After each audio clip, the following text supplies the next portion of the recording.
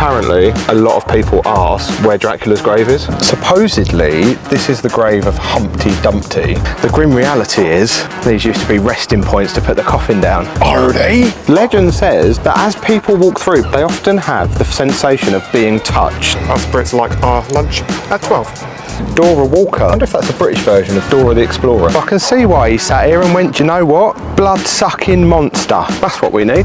We have just arrived in Whitby. This is one of our favourite places to explore in the entire UK because it's very weird and quirky. It is world famous as a historic fishing town with some of the world's best fish and chips, but it is also world famous as the birthplace of Bram Stoker's Dracula, and it doesn't end there. There's loads of weird and quirky stuff all over town. We've got a full day to explore, but first we need a coffee.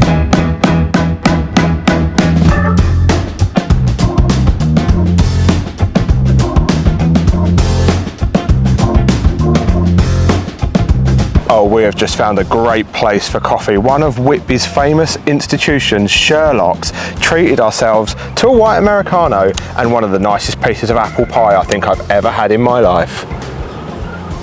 Oh, I thought... The thing I love about that coffee shop, it was so unique. Like it was set in a certain year. Does that make sense? Like in Sherlock Holmes times? Yes, that makes sense.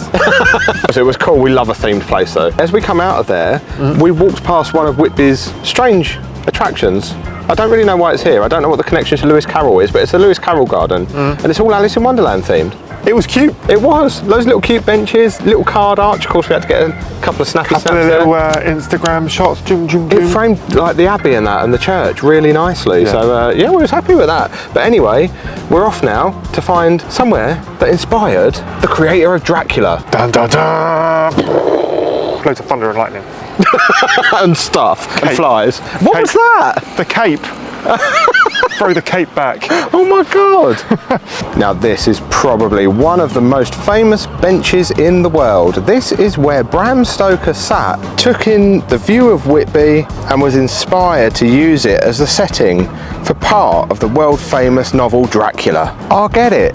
It's a nice view. I can see why he sat here and went, do you know what? Blood-sucking monster. That's what we need. Just below the Bram Stoker bench is one of Whitby's other mysterious locations. Now, I think this is called something like the Screaming Passage because legend says that as people walk through, particularly over night time, they often have the sensation of being touched. What we should have done was come here tonight. Well, you first anyway. But if you see anything, comment down below. If I feel anything, I'll let you know. Why are you creeping? Oh. Dun, dun, dun, dun, dun, dun, dun, dun, dun. Oh crap, didn't know you were recording. Well, I didn't feel anything.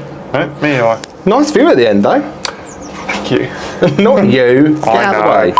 We'll have a blue plaque. Dora Walker lived here, first female fishing boat skipper on the northeast coast. Lived here in 1939. Dora Walker, I wonder if that's a British version of Dora the Explorer. Do you know, when I first read that, that was the first thing I thought. Is that bad? That's really bad. Childish minds.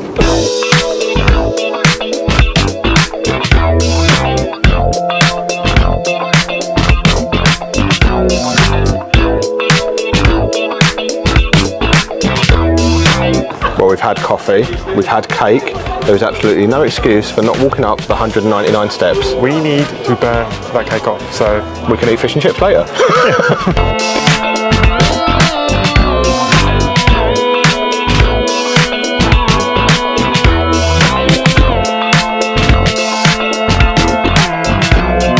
The good thing is, they put these wooden benches at different intervals all the way up so you can sit and have a rest.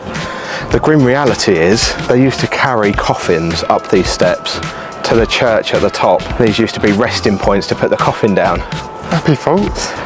Onwards. An ominous toll of the bells, but we've made it to the top of the steps. We have. And we are in the churchyard at St Mary's Church because this is where Bram Stoker got the inspiration for Dracula's first victim. We spent hours looking for this. Well, you're right. I'm fine. We spent hours looking for this last time we were here because we were in completely the wrong place. It's really easy to find because it's literally on the main footpath towards the church. And it's right here. Thomas Nicholson Swales. Swales being the name of Dracula's first victim. But I just read something quite funny online. Funnier than your hair. It's breezy up here. It is quite breezy. Apparently, a lot of people ask where Dracula's grave is, and they're like, there isn't one. Dracula isn't buried here. Dracula wasn't real. Yeah, no. Now, the grave of Dracula's first victim isn't the only famous grave here in this churchyard. There is a gravestone of another legendary character. Kind of. We just have to find it.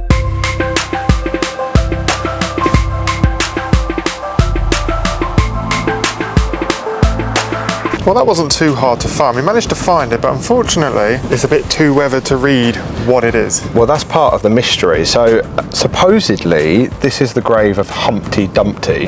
Now, it's a bit vague. There's no real connection to say whether it is or not. And also, it's not known whether the nursery rhyme comes from this as well, because it's egg-shaped, the grave itself. But the nursery rhyme never actually says Humpty Dumpty was an egg. Humpty Dumpty was actually a cannon. It was a defence cannon on a wall that got blown off in war, in battle.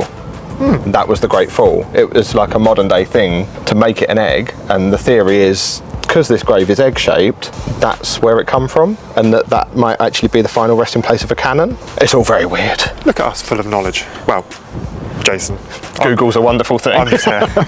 Now, you can't come to Whitby and not pay a visit to Whitby Abbey, especially when you've walked nearly 200 steps to get up here. Apparently, this also inspired Bram Stoker as the location of Dracula's castle, and I kind of get it, because if you were to turn that upside down, they kind of look like Dracula's fangs. Yep, I can see that now. Pretty sure that's probably not what it was, but absolutely nothing to do with it. You can see it has got like a Dracula castle kind of vibe where it's all ruined.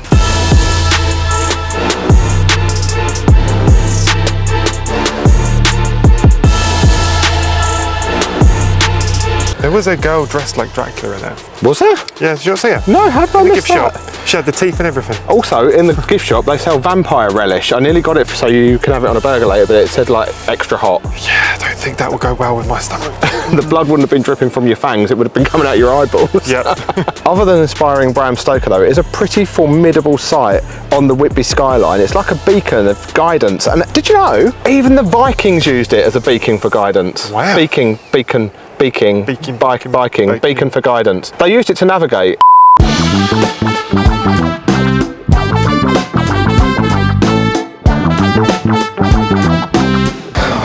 Well, it's a lot easier on the way down than it is on the way up. So much easier. Something I did find quite funny as we started walking back down the 199 steps was a guy got to the top and went, yes, there is 199. And the woman sat at the top went, really? I only counted 198. Well, we didn't count them at all. So we can't confirm one way or another. But if you've been and you've counted them, let us know, because now I'm intrigued. Is there actually 199? Or is it all just fake? What if we found out we only walked like 78? Does that mean we can't have fish and chips now? I have no idea what that was. Sounded very dramatic. Yes. What it does mean we can't have fish and chips? No. We need fish and chips now. Because it's Whitby and you have to. It's 12:30. It's gone lunchtime. Us Brits like our lunch at 12. Now, there are many famous places in Whitby to get some fish and chips, but we've just been to Mr. Chips because it's approved by James May, Jeremy Clarkson and Jimmy Carr. So what could possibly go wrong? Picked ourselves up a cod each and a portion of chips to share. You can tell we're up north though because we got free scraps with our chips. Down south, that'd probably be like a menu item that's £1.50. First time I've heard of scraps. Comment down below. Don't come for him in the comments though. What? But we've sat here with this pretty amazing view out to Whitby Harbour with the sun shining on the lighthouses and everything. Sit here and eat, hopefully sheltered from the seagulls because we've got some buildings around us. We're going to tuck in and enjoy. Well, we may have escaped an attack by the seagulls, but it looks like the pirates are coming for our chips. Are they? You told me to do that. No.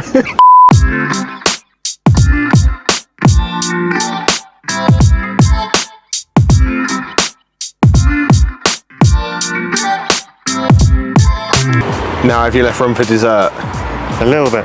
Now, when we arrived in Whitby this morning, we were greeted by a friendly local who we stood and had a chat with for about 10 minutes, and he told us that we had to go to Botham's Bakery because it's famous in Whitby. Apparently it's been on telly and stuff as well. Really Nice bad impression. accent No, thank you. And we had to get their famous Whitby lemon bun, and he's also told us the correct way to eat it. Now, do you remember the correct way to eat it? Cut it in half? So, You tear it in half. You tear it in half. This is going to be messy. Put it like a sandwich. Put it like a sandwich so that there's icing in every bite. Oh, currants in there. Oh, we hope the currants. I'm joking. It's all right. I'm not the biggest fan of lemon things, but it's all right. For 65p each, I ain't complaining either. They also feel very soft and gooey, and the icing actually looks really, what's the word? What? Wet. Okay. Like a sandwich. Top tip for the day. Thank you, local.